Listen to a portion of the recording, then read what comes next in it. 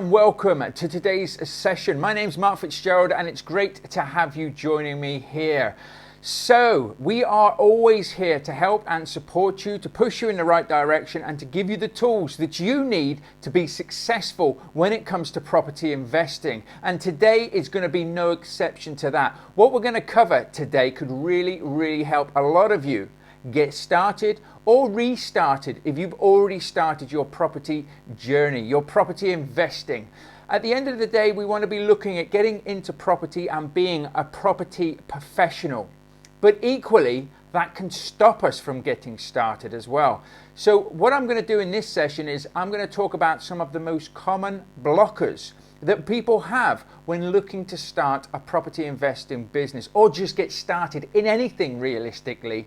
So you can take a lot of what we're going to talk about today and you can actually incorporate it into your life in general. Because what we will find is sometimes we're our own worst enemies. Sometimes we hold ourselves back beyond what we should do. And it really just boils down to this, to the old noggin, to the mindset. We have to get out of our own way. We have to push ourselves. A lot of the time, actually, out of our own comfort zones. Nothing good will ever happen to you in your life if you stay comfortable. So when you feel stretched, when you think to yourself, oh, I don't like this, I'm nervous, I'm uncomfortable, I'm worried, I'm scared, you are alive and you should embrace that. Embrace the fact that you are alive. You need to almost have a mini obsession about what you're doing. Why? Because when it's difficult or when you feel like this, you can push yourself out of your own way, out of your own comfort zones to get started.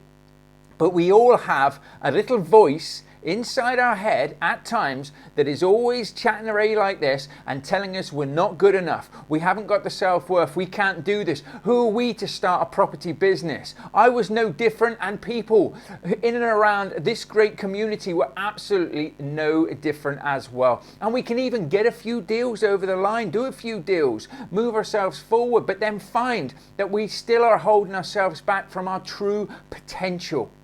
I always like to think now, what would the me in 12 months' time say to myself if I wanted to do something that I'm uncomfortable about? And I know now that the me in 12 months in the future would say, get out of your own way and get on with it. Why? Because I say this now to so many people when they're starting out. Obviously, you want to be doing the right things by being a member here, by being a part of this community and here with us now. You are putting yourself in the right place. You know, whether you listen to this, watching this, got it on in the background, you are putting yourself in the right place to be able to move yourself forward in a lot better manner than a lot of people out there. So what are some of the negative blockers that we come up with in our own minds or that we think about when we're going to go and start doing a property related project, starting a business or getting out there? Well, first and foremost, some of these are quite easy to answer and some of these I'll elaborate on a little bit. But near enough all of these I had when I started out, and I see and I speak to so many people that have it themselves. So I bet, we're going to run through a good handful here, but it is about really being able to answer these for yourself. And what I would suggest you do is you get a piece of paper. Okay, now you all know what a piece of paper looks like, but I'm going to grab a piece of paper anyway. I haven't got a piece of paper with nothing on, but you grab yourself an A4 piece of paper, put a line down that piece of paper, okay, and then put what is stopping you, okay, on the left-hand side of the line. What is stopping you? And then just write 3 things out, 3 answers, if you like, of how you can overcome that blocker. Okay, and you can write more. If you can fill the other page up with why you should be doing this, you'll start to see why you're holding yourself back for no real reason. But sometimes this can be so powerful. So for me, I'm going to do a deal. I'm getting out there, I'm looking at a deal, maybe I'm taking on an HMO or something like that. There's always going to be a bit of doubt. Do the numbers stack? Have I checked everything? Are my ducks aligned? Are the stars aligned? Sometimes though, we just have to say, yes, they are, and do it. Okay, so I could say to myself, well, I'm worried about if I take this property on, I'll lose money. Okay, on the other side is, can I afford to lose money? Hey, listen, we're all property investors here. We're all here to make money. None of us want to lose money. But at the end of the day, I do weigh it up. If I lose this bit of money that I'm putting into this project, will I be homeless? Will I be penniless? Will this put me out on the street? And the answer to that realistically should be no. You shouldn't really be doing anything that jeopardizes, where you live or your family or anything like that. So if it doesn't do that, and it just means that I would lose maybe some money that I've saved, maybe some investments, I can live with that, as long as the reward is there as well. But equally to that, ask yourself, if this goes right, what can I gain then? Will it be great cash flow, capital growth over time, financial freedom? Am I moving myself towards my goals? And that is a very, very powerful thing to do. We all forget this, and we let our voice in our head go around in circles telling us that we shouldn't do it, that we're not good enough, that we have no track record, we have no credibility, and who the hell are we to start doing property investing? And it really, really annoys me, because it is so easy to get into that trap. And I know, because I was in it. I was in it for 5 years, which is why I'm so passionate about this, because I just want to see people getting out of their own way and taking action. Now, you need to know what you're doing, which, if you remember here again, you should know what you're doing, or you can go out there and you can certainly find out what it is you should be doing, and basically follow the steps of other people, follow a roadmap, follow a proven methodology that will get you where you want to get to. And all you have to do is follow in the footsteps of others to be able to get there. But we have to get rid of these common blockers. So the first one that some people do come up with is, I don't know where to invest. Now, I'm based up north. I speak to a lot of people in and around and across the country, talking at different networking events, and just getting out there and shaking hands with people, because, as I always say, the more hands you shake, the more money you will make. You need to get out there, you need to be building up relationships, and you need to be finding people that potentially you can work with in the future, or that you can help. Okay? Because if you can help more people, you can earn more money. That's the name of the game at the end of it all. But people say to me where to invest. So they say, well, I might invest up north, even though they're based down south. Why is that then? Because you seem to be crushing it, Mark, where you are. And I don't think there's any good deals where I am. Listen, look around you. Make sure you get yourself out to your local networking events, your pin meetings, for argument's sake. Go out there and talk to investors in your area. And I tell you for a fact, here and now, there will be people doing deals, the deals that you want to do in that area. Okay? You should be investing potentially where you live. Now, if you live in the middle of a field, hundreds of miles away from everybody else, which I very much doubt, then maybe you may need to put that area a little bit wider than potentially you would do if you live in a highly populated area. But let's be realistic here. I'm having a bit of fun with you. It's all about making sure that you are looking about in the area that you are. Now, maybe if you're in London, house prices are massive. But you can get creative with the strategies that you're using. Purchase lease options. You can do rent-to-rent deals. You can use vendor finance. You can do title splitting. You can do all sorts of different creative ways of doing things. You could work with joint ventures. Okay? So don't ever think you can't do anything, because anything that you want to do pretty much in property is probably already been done very successfully. You just need to find out the ways to do it. So I always say, look in your areas first, go out and speak to people. Don't just think yourself, there's no deals here. Okay, go out there and actually find out if there are deals or not. If it is working, what strategy works. Hang on a minute, HMOs seem to work here, serviced accommodation, maybe not so much. Or vice versa. Now, I'm into HMOs, I want to do high-end co-living. Maybe it's not the right area for it. Fair enough. Then just start to broaden your horizons by pushing out your criteria, your area search. Just start moving it outwards steadily and slowly. Now, if you come from a different area, now I don't come from the north, okay, from South Yorkshire. I live in South Yorkshire at the moment. I was born in Croydon. I moved to Bath, which is why I sound like I do, and now I live up north. So my accent's not actually as strong as it used to be. But that's another conversation. So for me, I had to go and walk the streets. Okay, I don't know the areas, all the good areas, the bad areas. So boots on the ground, go and walk around and know that. But I tell you what, I know the good areas in Bath, where I lived for a long, long time and grew up. I know the good areas, I know the bad areas, I know the good streets, the bad streets, where you want to invest in things like that. Not so sure of Croydon because I was too young. But I know people that live there and could help me if I need to. And of course, you can always go and network. Again, So what I'm saying to you is, let's say for argument's sake, right here, right now, let's keep it simple. You live in London, but you're from Birmingham. And you know Birmingham like the back of your hand. Then maybe it's worth having a look there. Maybe the house prices are a little bit... Siri's having a go at me. Maybe the house prices are a little bit more reasonable. Okay? And maybe you have people and friends that you know there that maybe if you wanted to invest remotely, you could do. But just have a look around you and don't let it stop you or hold you back. Don't be trying to do it everywhere. Just pick some areas where you think the strategy that you want to do will work. And of course, when we start all of this, we should have a vision. Go back to the very beginning before you get any blockers where it's all exciting and that you haven't taken any action. It's about having a vision.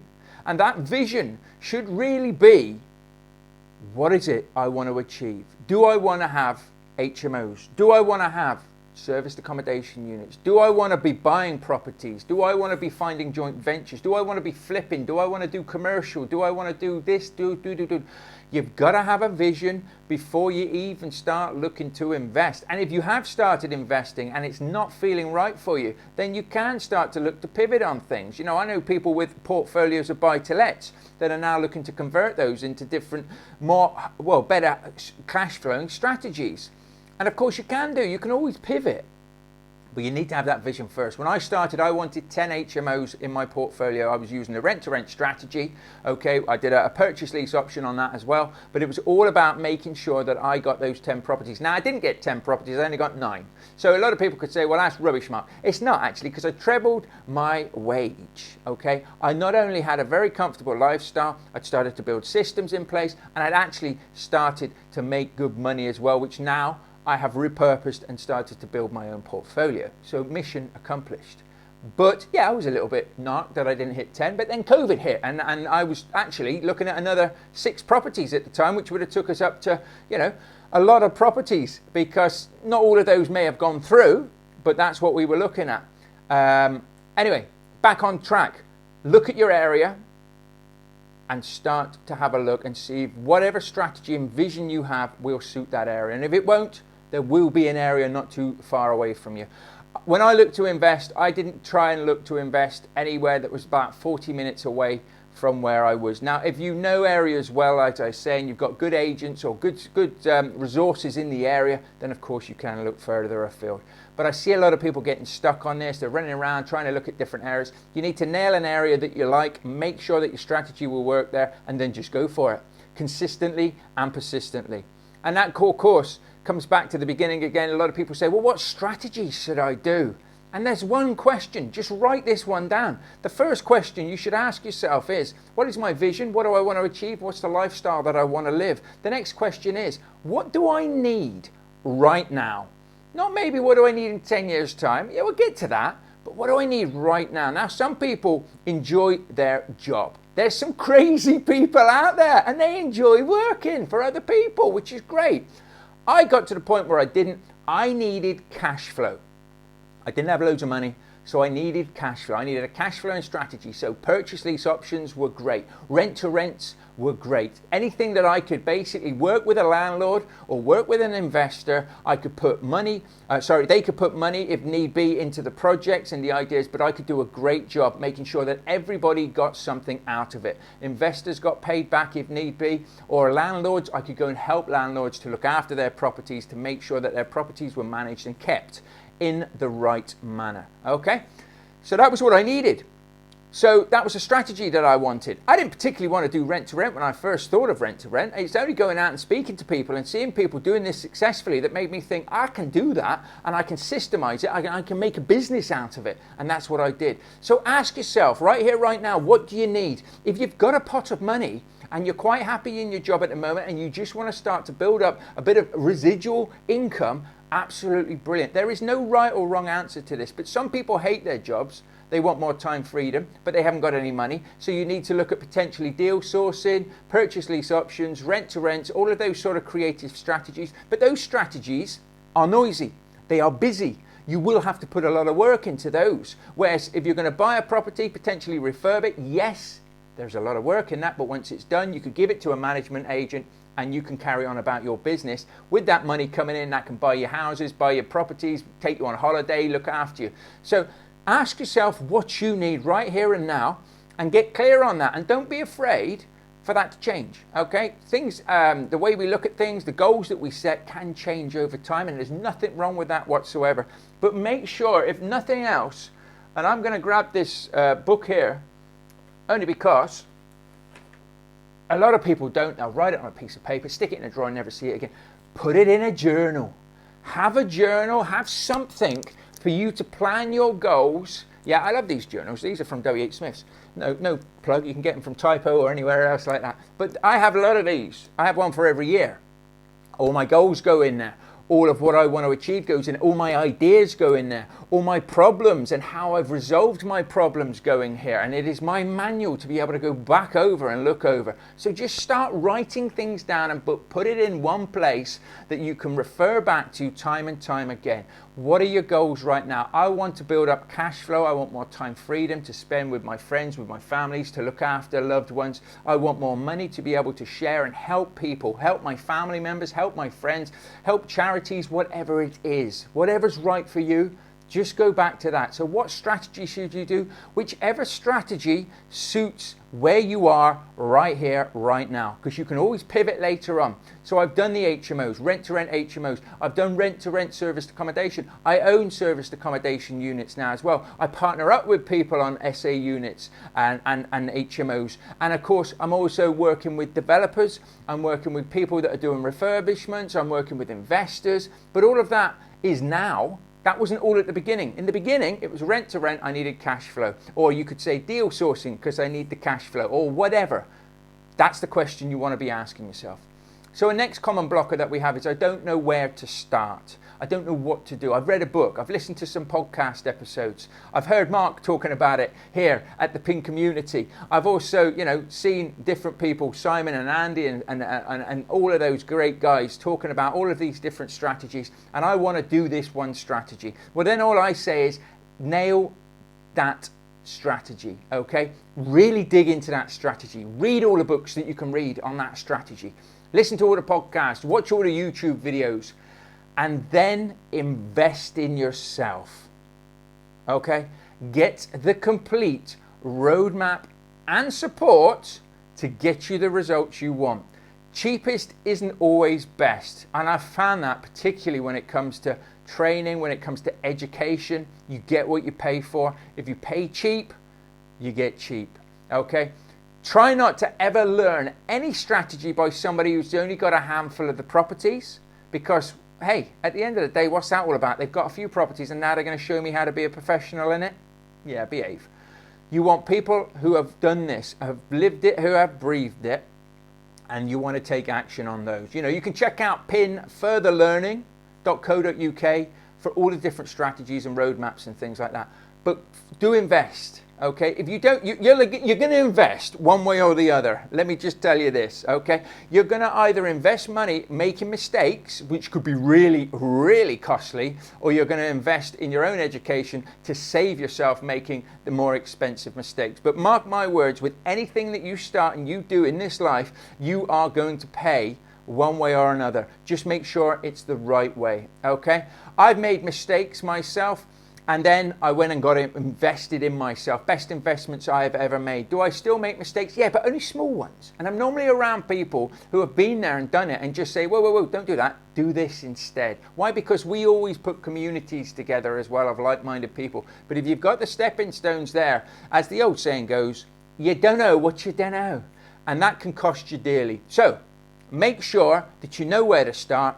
And initially, before you spend any money or invest anything in yourself, make sure it's the right strategy for you by reading the books, by listening to the podcast, doing the YouTubes. But certainly when you're going to go out there and you're going to start doing it properly, make sure that you really, really know what you're doing, because the books are only so good. The podcast and all the other stuff is only so good. It will not give you that step by step. There will be things missing. You can try and piece it all together, but mark my words, you'll probably miss something. Now, if I want to do something, I think to myself, who's doing it? Who's nailed it? Who's absolutely smashing it?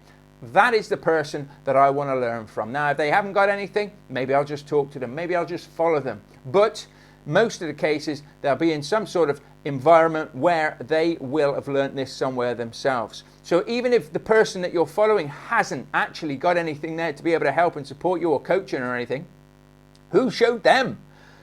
Find out who showed them, and then they probably have, because that's how they probably learned it. And if you need to save money, you need to stop going out and buying video games and takeaways and all of those. Then do that and build yourself up an investment pot of knowledge. I have a pot now in my businesses that money goes into each month whenever we make money and things, and that is my education.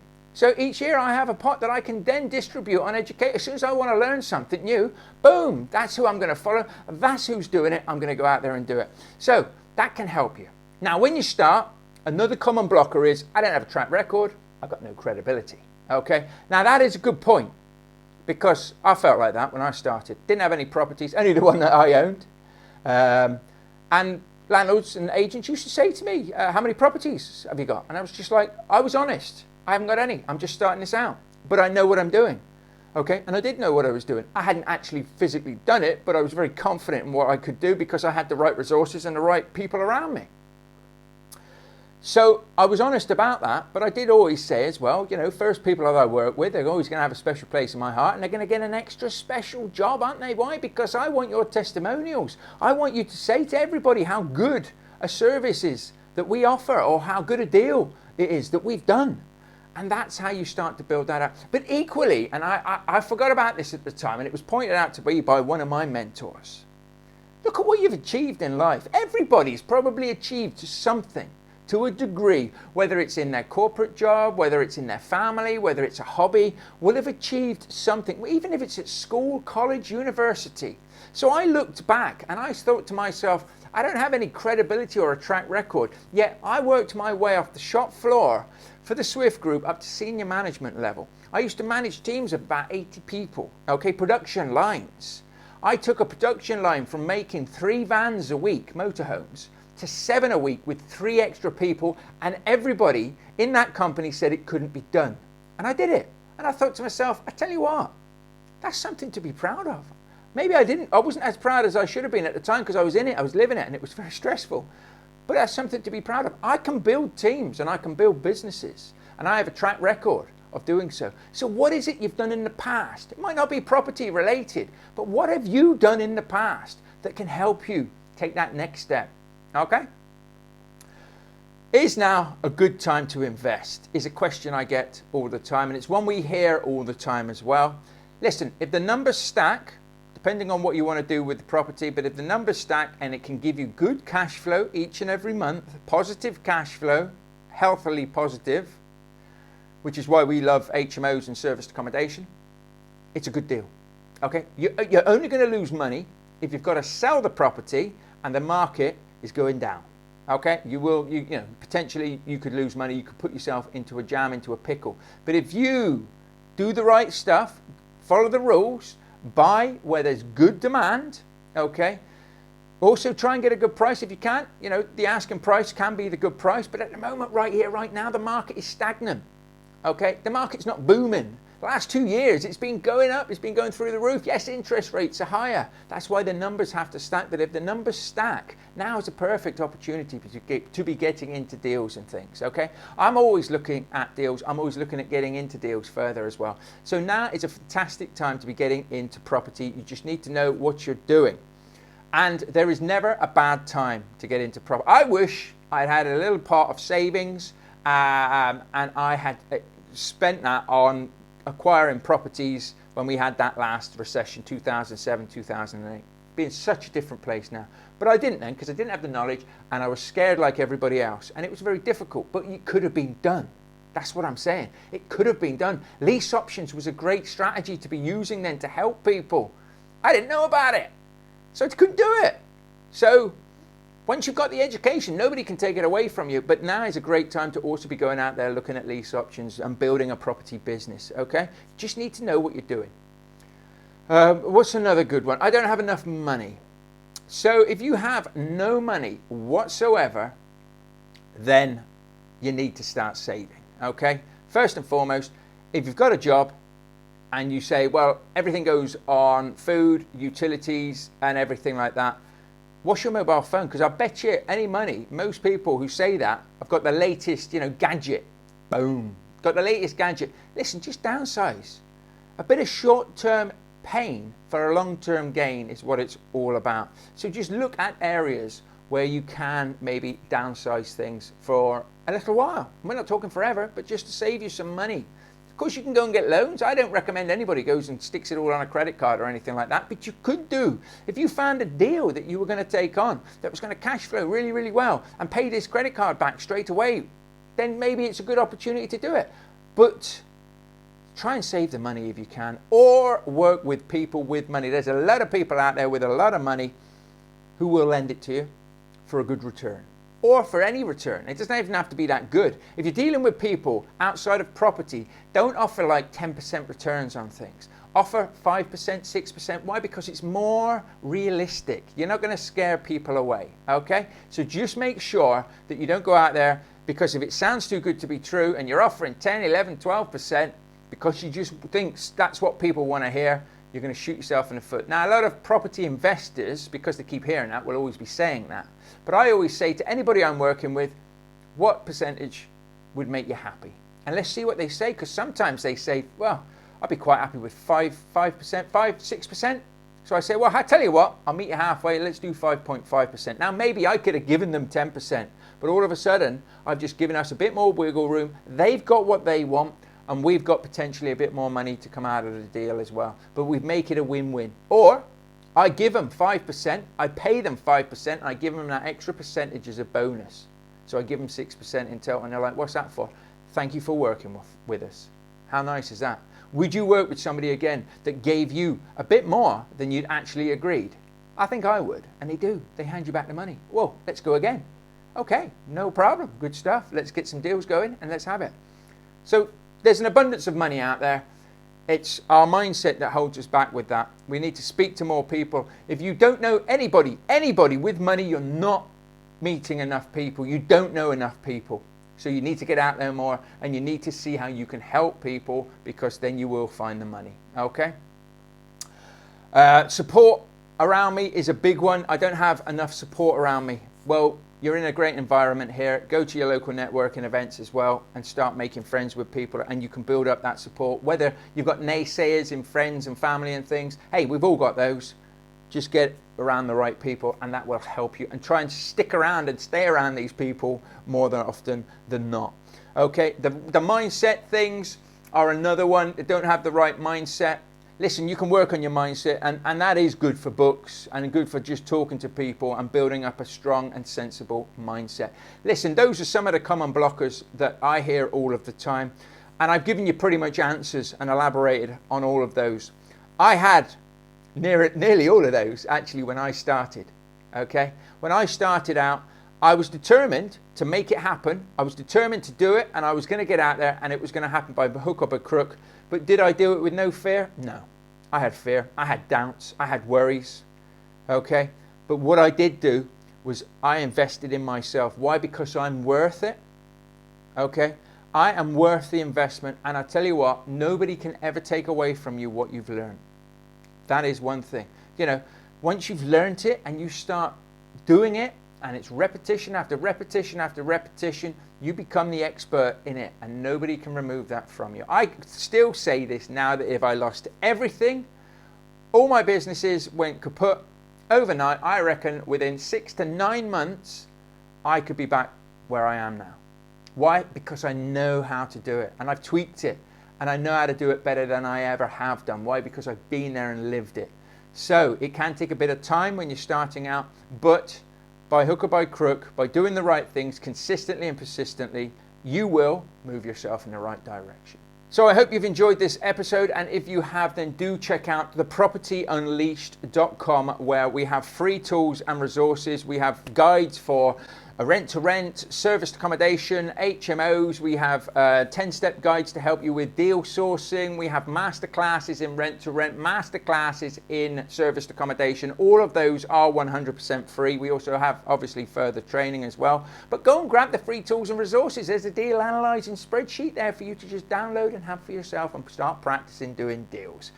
You got to get out there, and you got to start getting that repetition, as I say, in there. So go and grab the free stuff and start building up that repetition. If you want to take it further, we can help you with that, with rent-to-rent, service accommodation. Hell, we have one-to-one coaching as well. We only have a couple of places on that. I always say that we only have a couple of places because we do. They tend to get snapped up very, very quickly because we are such a cost-effective training provider. But you make sure that you are doing the right things. I look forward to your successes. And again, if you've enjoyed this episode, please feel free to share it, reach out to us, follow us on social media, Mark Fitzgerald or Mark Fitzgerald Entrepreneur on Instagram. And I look forward to you joining me in the next episode. Bye for now.